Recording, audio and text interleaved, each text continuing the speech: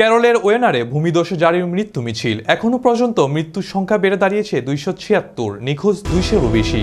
প্রতিকূলতা কাটিয়ে এখনো চলছে উদ্ধার কাজ। এই ভয়াবহ পরিস্থিতিতে শোকবিহ্বল বিশ্ব।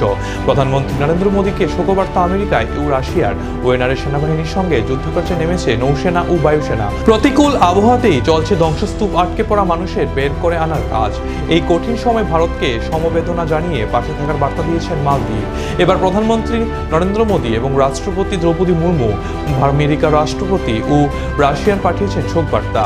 ওয়েনারে ভূমিধসে শোক জ্ঞাপন করে রুশ প্রেসিডেন্ট ভ্লাদিমির পুতিন বার্তায় লিখেছেন, কেরলের ওয়েনারে ভয়াবহ ভূমিধসে রাশিয়া মর্মাহত।